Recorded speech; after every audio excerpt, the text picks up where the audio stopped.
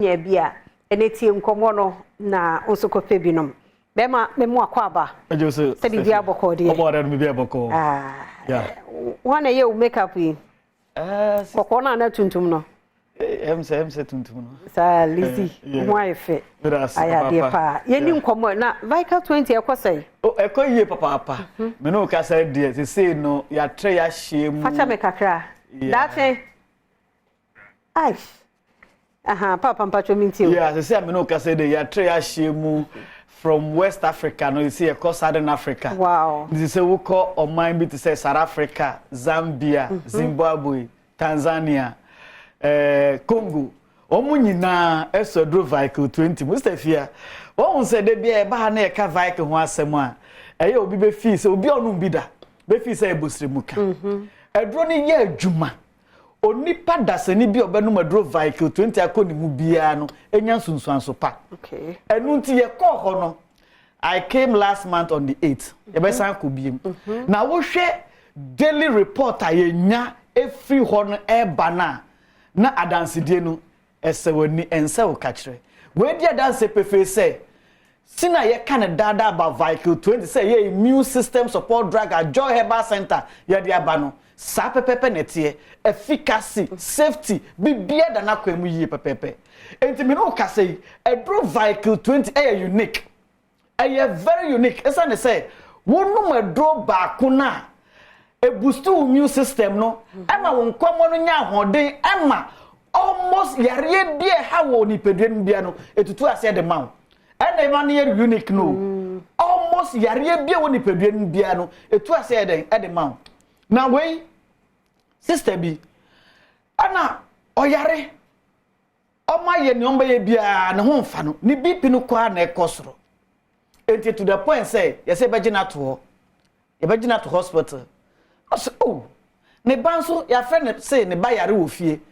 enti say no oja no ho ma wada hospital ran say so kofie ko hwe ne banana no se da bi me ba no ho hia mame for de you won shira mu enti o kem no kai say no owo me number enti o be frame me enti o frame me no na me bisa no one or two questions be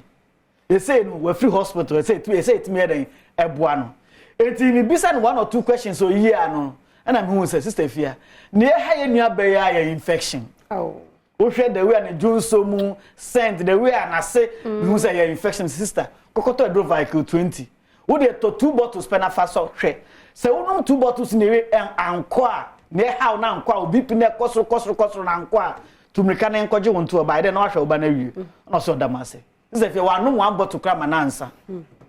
ono ko the nearest clinic e won in chance mo check ni BP man no aba normal wow aba normal until bisa me say what happened and I say no say ni pedua pick infections ana say UTI no apeke no bacterial infections and say ni pedua pick sana the immune system best of fight those pathogens. It as a result, the pediatric produce inflammation, cytokines, prostaglandins, and as for. So the pediatric produces any manner. Every more temperature will be better than a costro. And the moment I drove Vikil 20, no share Vikil in my immune system. No immune system yes, the complex network of cells and proteins. They defend your body against infections, being bacterial infections, fungal infections, protozoa infections, RNA type of viruses, and that's a DNA type of viruses. And say way, so one can say immune system no drop Vikil 20 ne benya hoden e bunkan for muswa. Manipulating produce those certain pathogens mabubo so be cytokines prostaglandins inflammation no BPN and costro and it is only drop Vikil 20 the temporary type of high blood pressure infections am wanya no asebetu and age related BP and no yen 10 year age related BP and no say yenyi na your arteries your veins yen trimu asisi because of LDL low density lipoproteins say trimu kwan nyina no so wonu madro Vikil 20 apart from say Vikil your immune system support drug no some containing a lot of phytochemicals being saponins, being triterpenols, being polyuronides, phenolic compounds, bromelain, a lot of good alkaloids ebwa enane emulsify enane sesade we nyina every wontrimu etu behwa obefro osipi me no modro Vikil 20 no me BP na ma kwa no you see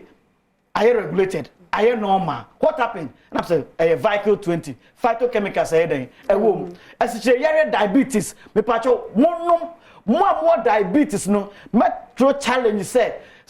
sugar level no of so say den one Vikil 20 ebe normal the amount ama normal na nya dro Vikil 20 na ka ho asem me pacho merima impo your BP no aye to the extent say ya no nrama yenya that unreactive and I say aye rusty a little bit in coat aye rusty in bed no say wonum Vikil 20 at the regulative BP we ye be my be so more PF I'm not into that but what we say Vikil no e soni moja so e ma moja nane wo mu e ma moja di umu afusane e san containing nitric oxide component e be ma dilate wo blood vessels no enti say BP nko ade a ene tumunda Vikil 20 eden e be guide wo no Vikil merima ye wo prostate munte ni ye prostate clinics adults bebre prostate no adults bebre but doma one prostate medication I recommend merima from 40 years and above and say yanu madro Vikil 20 ebehu wonuma inflammation of the prostate enlargement and I say cancer of it me pacho wonene to kwanta ye be pai e ma mo menstrual pain and I say any form of menstrual disorders bia no say benefit komu how dear number 1 e drop back tatahwe ma na kasa munim mo kasa mudi one dance search afofro e dro ne ye Vikil 20 infections ahoro being STI and I say UTI e bet my treponema pallidum mo omuja o syphilis wonu ma dro Vikil 20 e betu ase the amount but my Neisseria gonorrhea bacteria eja gonorrhea so wonu ma dro Vikil 20 e betu ase the amount it is a chlamydia very simple say fungal infections white or they for trash infections are me pacho any form of fungal infections bia no wonu ma dro Vikil 20 e betu ase the amount na no penya me je onie sisiere bebrebe spinal cord me chidom peye me ya mi kotodwe mapos no bebre na enye onyi bebre na ye due to bone infections and say bone infections dia e dro back to ase de ma e Vikil 20 and say uti ya wo dom panimu a me pacho no wasrasra nkuni ade inku containing xanthosellum xanthosloides closena anisata eugenia carophyta wasrasra nkuni nyina na and kosiaga kai who say it could be bone infections e drop back we to ase the amount e Vikil 20 and me gina infections so because infections are there here e man merima pacho bebrebe na drop back we boa e Vikil 20 ko drug stores be be ton Vikil 20 pharmacy shop herbal shop be bia no frey e was 0244 876 321 0244 876 321 and 0244 585 531 0244 585 531 can who say halitosis so infections